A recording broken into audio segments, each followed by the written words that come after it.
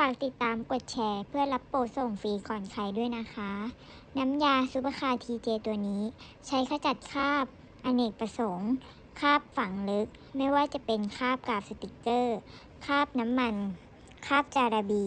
คราบยางมะตอยที่รถยนต์และมอเตอร์ไซค์คราบดินแดงหรือแม้กระทั่งคราบสนิม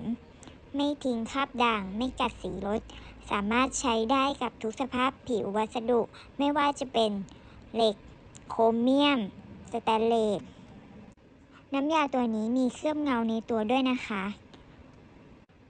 ใครสนใจจิ้มได้ที่ตะกร้าสีเหลืองด้านล่างเลยค่ะ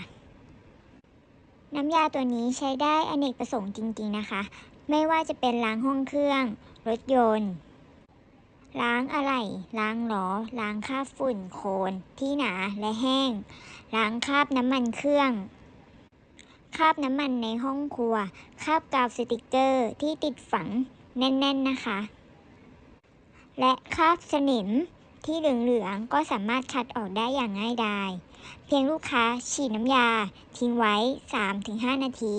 แล้วก็ใช้แปรงขัดเบาๆสะอาดแน่นอนค่ะย้ำนะคะโปรโมชั่นนี้สั่งซื้อในไลน์นี้แถมฟรีหัวฟอกกี้ไปเลยค่ะลูกค้าท่านใดเห็นไลน์นี้ชั่วโมงนี้นะคะราคาน้ำยาขจัดคราบเหลือเพียง59 บาทซื้อ1แถม1เท่านั้นนะคะจัดส่งฟรีเก็บเงินปลายทางทั่วประเทศเลยค่ะ1 ขวดมีปริมาณ250 ml ลูกค้าจะได้2 ขวดนะคะรวมเป็น500 ml สินค้ามีจำนวนจำกัดนะคะหมดแล้วหมดเลยจ้าจำกัดแค่100ออเดอร์จ้าแฟลชเซลล์นี้ชั่วโมงนี้เท่านั้นนะคะซื้อ1แถม1เพียง59 บาทจัดส่งฟรีนะคะเก็บเงินปลายทางทั่วประเทศจำกัดแค่100ออเดอร์เท่านั้นโปรโมชั่นนี้ไม่มีอีกแล้วนะคะปกติราคา1 ขวด99 บาท